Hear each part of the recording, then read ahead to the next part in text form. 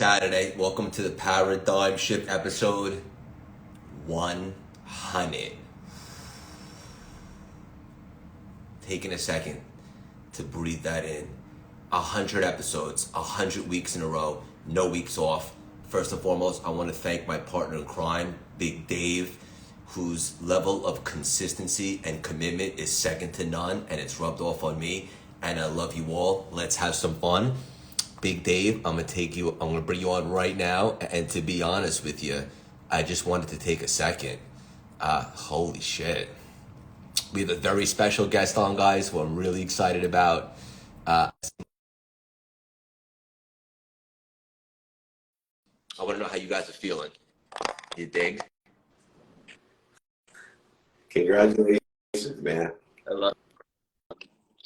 Congratulations to you, Dave, to both of us. 100 episodes. Holy shit. No weeks 100 off. weeks In in a row, fact, no I'm weeks in New off. Orleans at Mardi Gras, and it's funny because one of the first episodes that we did, I was in New Orleans, and it was windy. I was up by the levee, and the guys were like, "Hey, you really want to have?"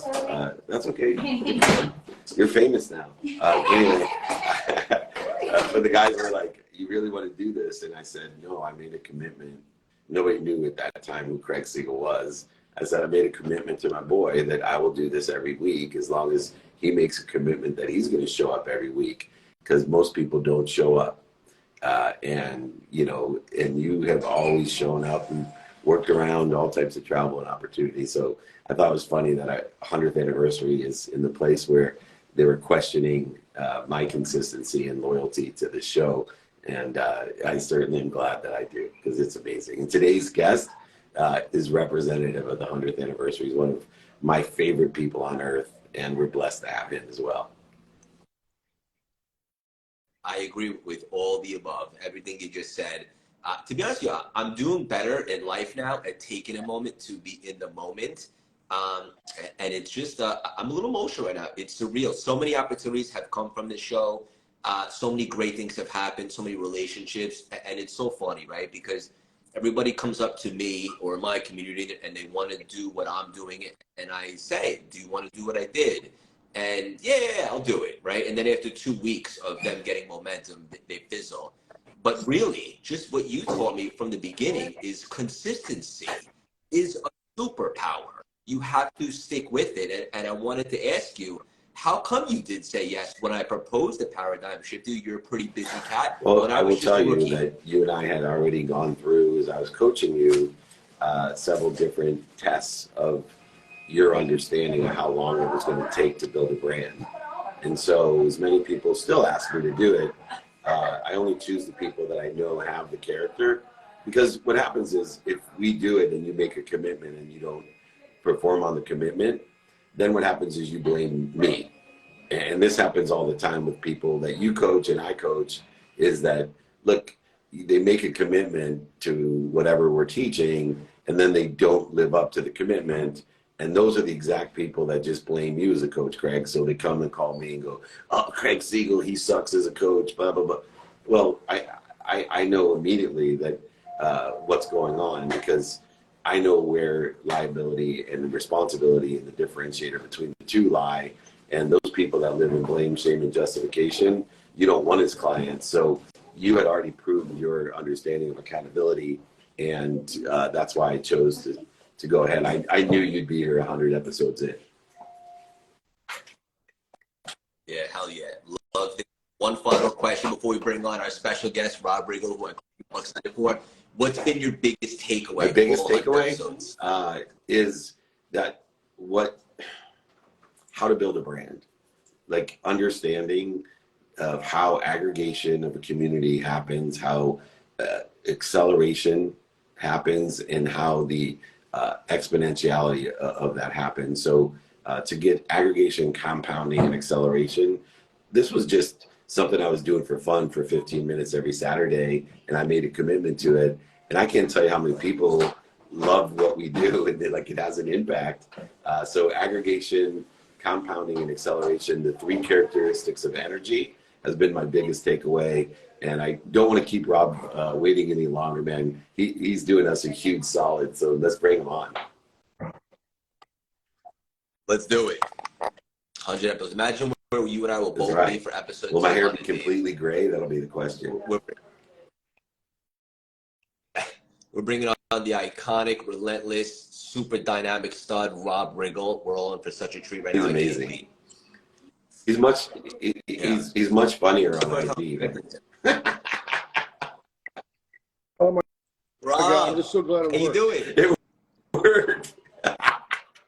I'm so technically bad, so this is awesome. You're awesome. Rob, yeah, thank you so much for joining us. It's the first time you and I are connecting. I've been a fan. I admire your work. I know you could be anywhere on the Saturday. Thank you for joining us. Congratulations Milestone to you, man. 100 episodes. That's fantastic. That's awesome. Congrats to you. Thank you.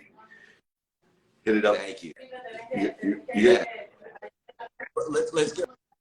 Let's get right after. For the audience, for the community, in case you're not familiar with Rob, if you're living under a rock, check out all the amazing things he has going on, the movies, the content, all that. We're just going to dive right in, and we're going to get serious for a second. Rob, one thing that you've done that I think is so impressive is you've pivoted careers often from completely different industries with massive success. A lot of people are not happy right now, and they do want to pivot. What's the mindset required to pivot careers and have such success doing it from one career to the next? That's a great question. I've got somebody. Do you hear someone talking in the background? Or Yeah, that's my bad. Okay. I think it's my Dave. Somebody says me being crazy. So, great question. For me, it's clarity. You got to decide what you want. If you're just kind of freewheeling and dabbling and dipping the toe in here and dipping the toe in there, that's fine in the beginning to kind of get a feel for what you want. But at some point, you have to decide. You have to make that decision. And then once that decision is made, that's where all focus of energy goes. Everything goes to that. That's your center of gravity at that point. And then I don't see how you can fail, to be honest with you. But that decision point of saying to yourself, because it's always full of fear.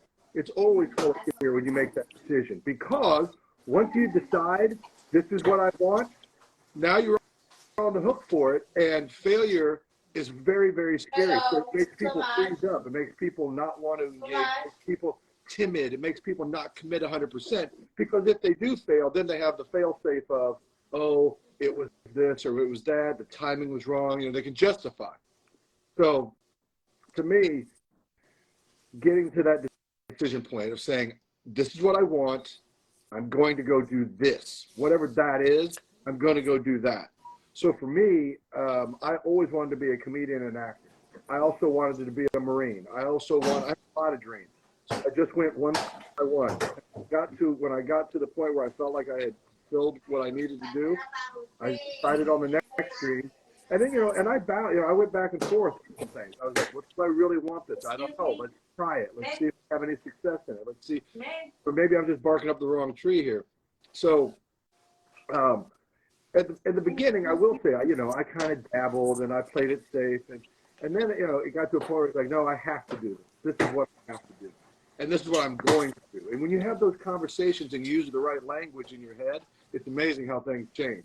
So I think that's the big point. You're going to go from one thing to the next, get clarity on what that next thing is, decide that's what you want. And when I say decide, I'm not just saying, yeah, I think I'm going to go do this. No, you don't think you're going to go do this. You go do it.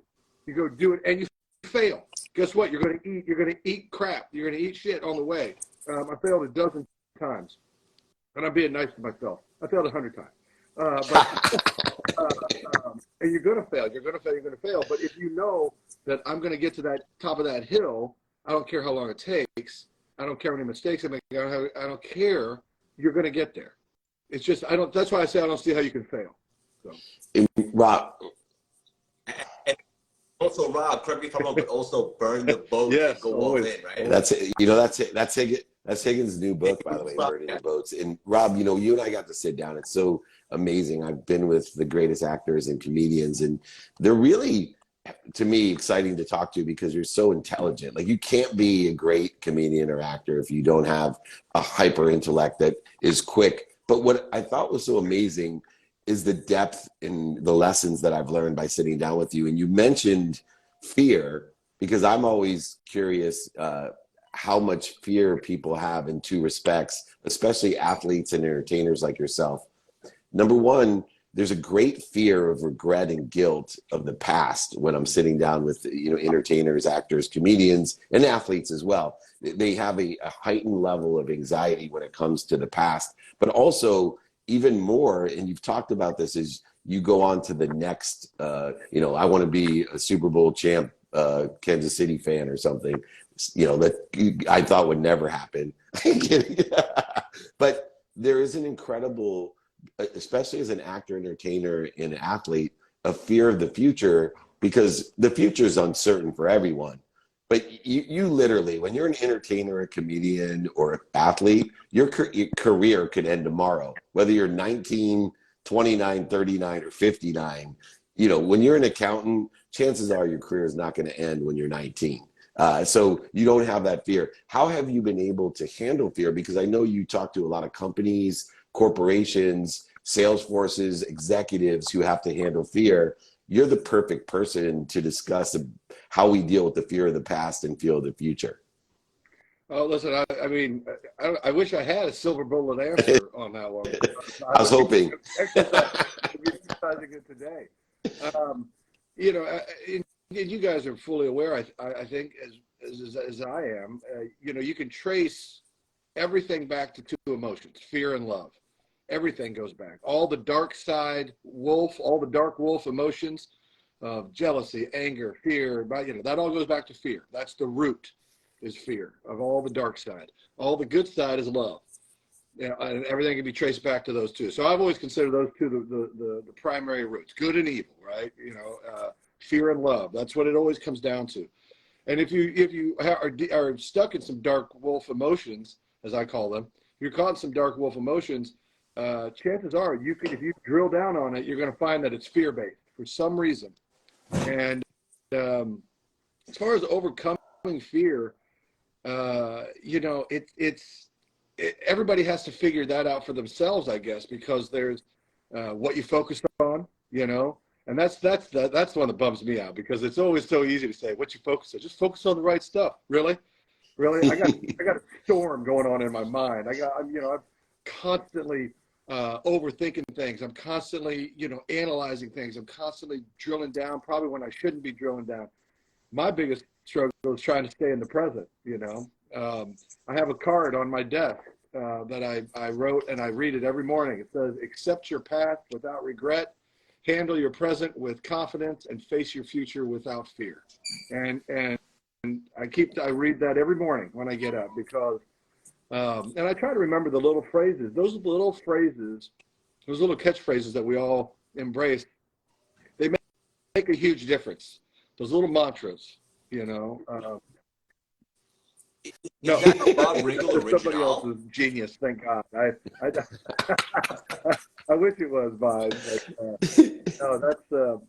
But there are things, especially the things about looking back. That's the hardest thing. We all, if everyone right now stopped, closed their eyes, and thought about something cringeworthy that they've done in the past, or some conversation they wish they could take back, or some, we all could do it all day, and we'd feel like a big pile of crap at the end of it.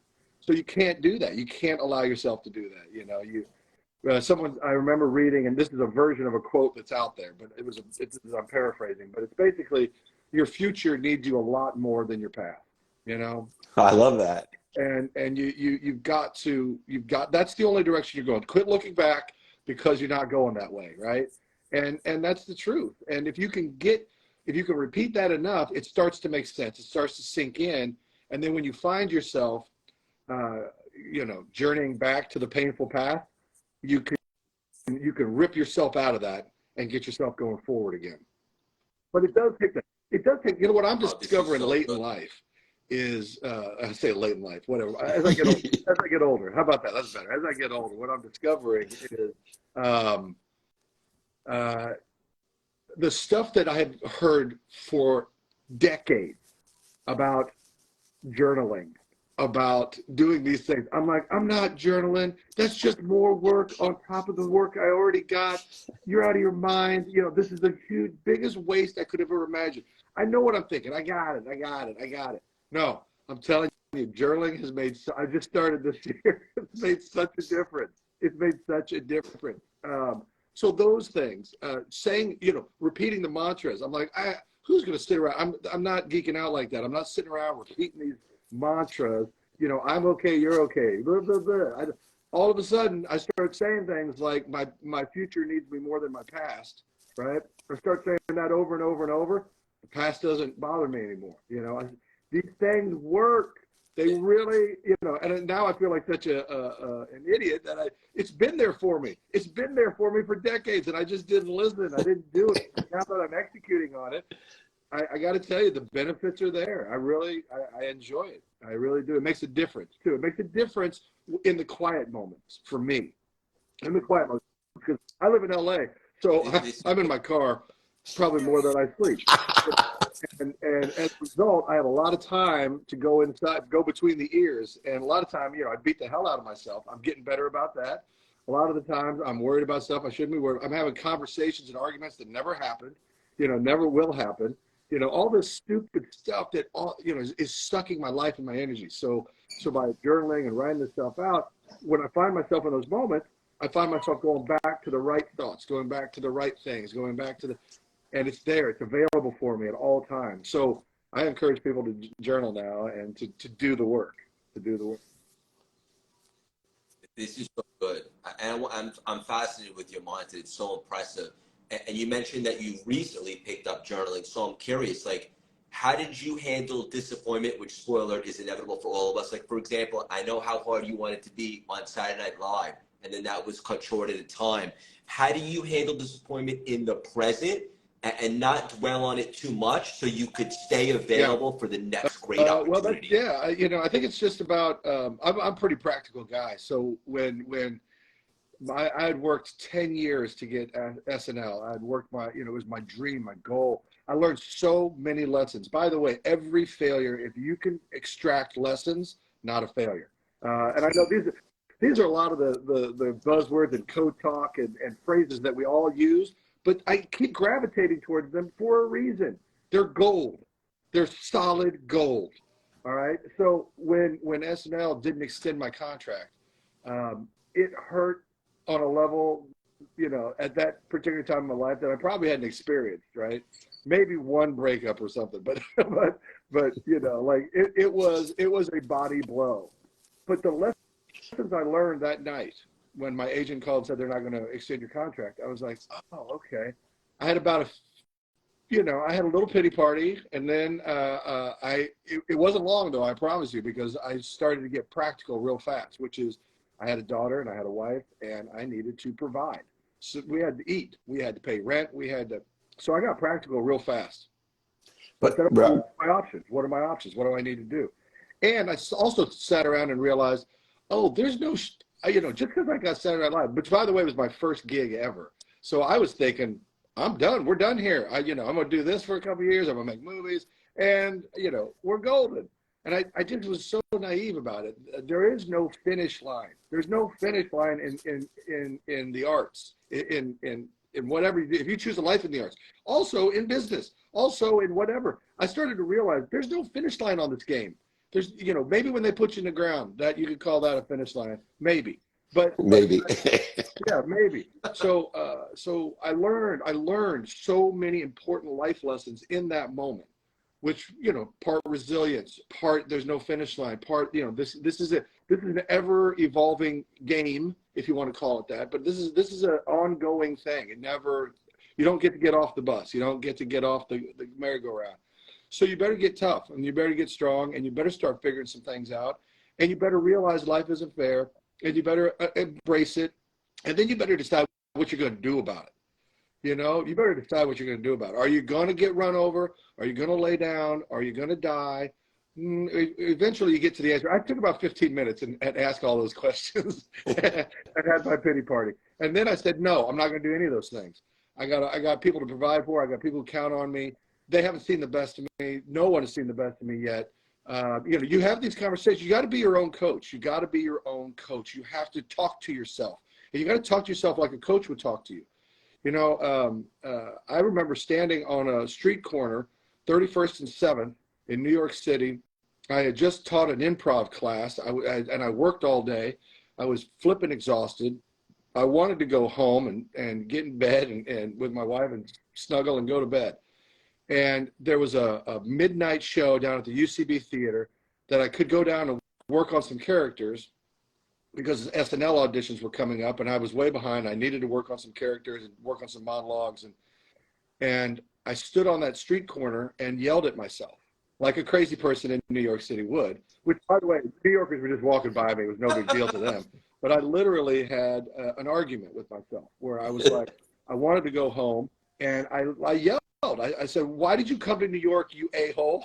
Why did you come here? Did you come here to go home? Is that what you did? Did you come here to go home? You came here to get on Saturday Night Live. You came here to do this. Now get your ass down into UCB and figure it out. I was like, I was looking, I don't have any characters. What am I going to do? And I was like, you're an improviser, make it up. I don't care. But you're going to do something. You're not going home. So I literally had this argument. And then I walked down to the UCB, which is down at 26th and 8th, and I was at 31st and 7th.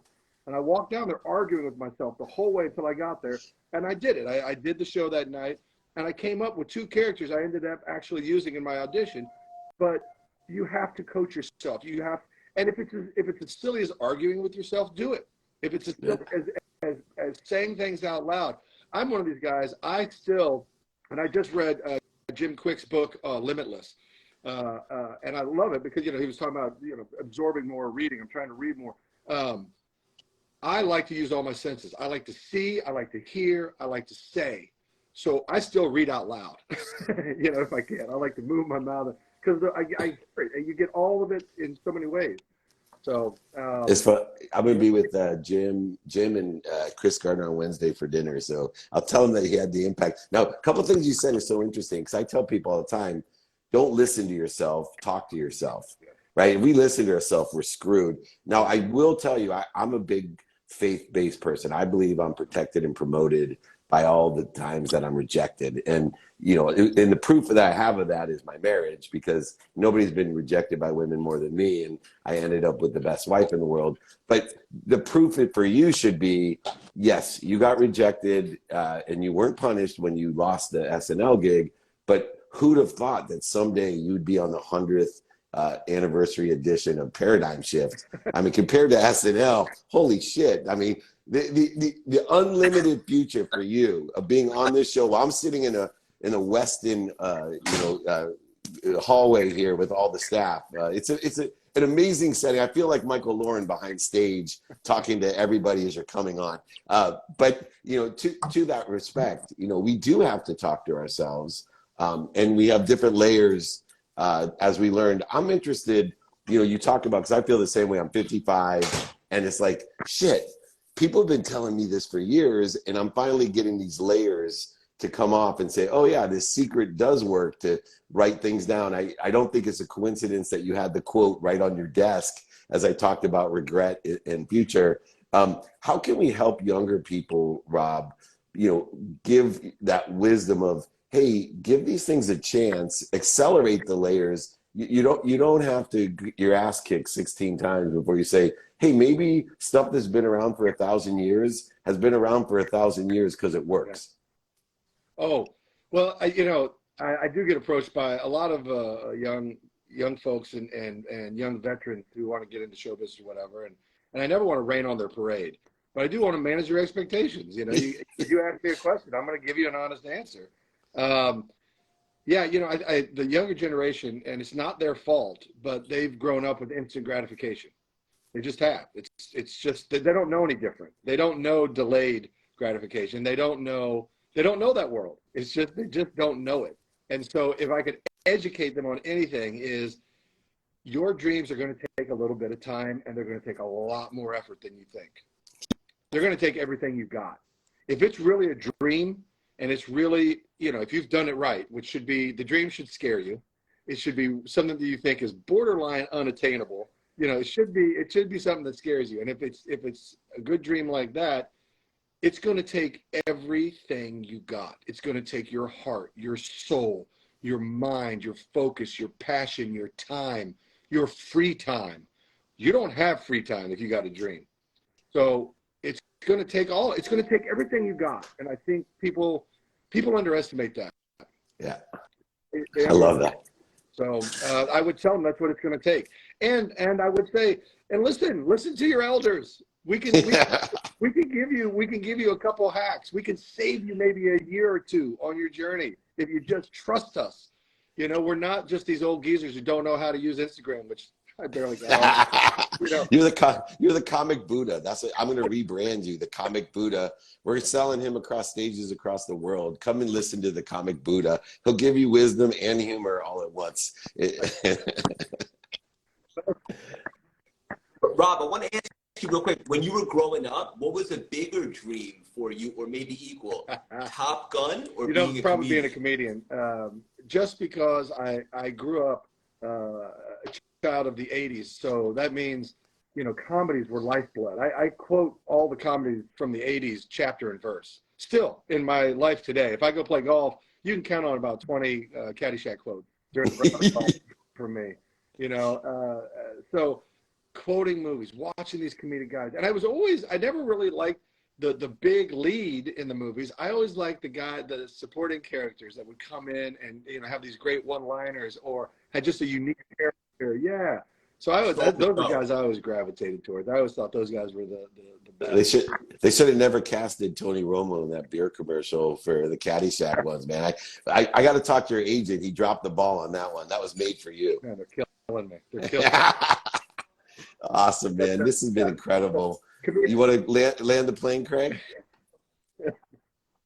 Yeah, I'm so excited. This was an awesome conversation. 100 episodes, no better guest that I could think of. I know it's probably a long answer, but we'll make it short.